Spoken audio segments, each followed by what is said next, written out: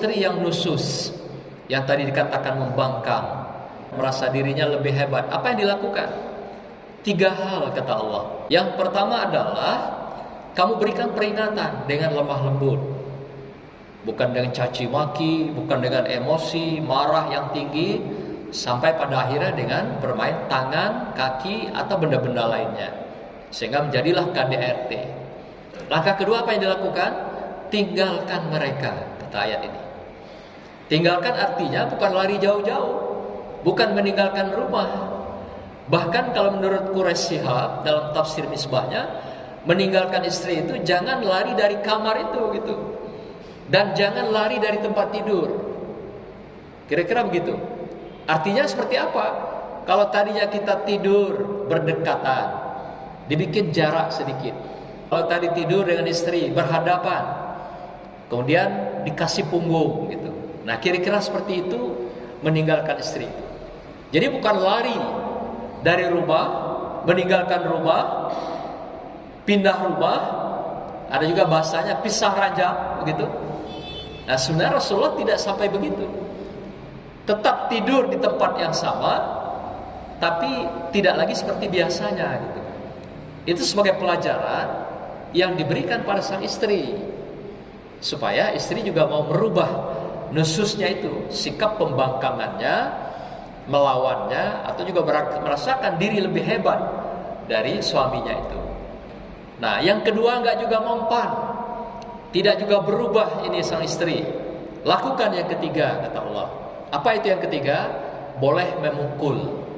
Pukul kalau menurut mufassirin di sini boleh sekedar disenggol, sekedar mengingatkan dia, ditepuk bagian yang tidak, atau dipukul bagian yang tidak rawan. Jangan mukanya, jangan dadanya, jangan kemaluannya. Tepuk pantatnya barangkali, pahanya, yang tidak akan melukai atau menciderai seorang wanita. Ini yang disunahkan. Atau juga boleh bahkan misalnya dijentik telinganya gitu, dipegang, itu juga kesannya adalah memukul. Atau juga sekedar mencubit. Artinya tindakan fisik itu sudah tindakan terakhir, dan itu pun tidak dilakukan dengan kekerasan. Itu pun dengan yang kita sentuh adalah bagian yang tidak menciderai seorang wanita, dan juga pukulan itu pun sekedar mengingatkan. Nah, sini juga dikatakan bahwasanya, dan jika kamu khawatir terjadi persengketaan antara keduanya, maka kirimlah seorang juru damai. Nah, sini juru damai ada istilahnya hakama atau hakimah, hakim, yaitu penengah daripada perseteruan antara dua keluarga. Jadi juru damai dari keluarga laki-laki dan seorang juru damai dari keluarga perempuan.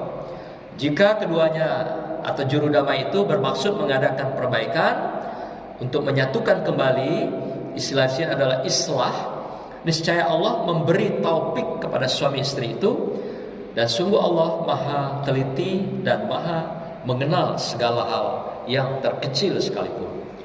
Nah, maksudnya begini, jadi kalau tadi 3 tindakan sudah kita lakukan tidak juga bisa atau mempan dalam melakukan perbaikan terhadap istri kita atau wanita, maka lakukan yang keempat. Yang keempat, ayat ke-35 ini dikatakan, tunjuklah 2 orang perwakilan sebagai penengah, sebagai hakama yang menengahi persoalan suami istri itu. Jadi dari pihak laki-laki menunjuk 1 orang yang dipercaya, siapa keluarganya, atau dari pihak keluarga laki-laki, yang perempuan juga begitu. Lalu nanti mereka berembuk keduanya. Nah, kalau ini biasanya, kalau dalam mufassirin mengatakan, kalau ini sudah sampai puncak betul perseteruan, konflik rumah tangga itu, sehingga sudah mengarah kepada perceraian, maka supaya tidak jadi itu perceraian, maka ditunjuklah orang-orang tertentu.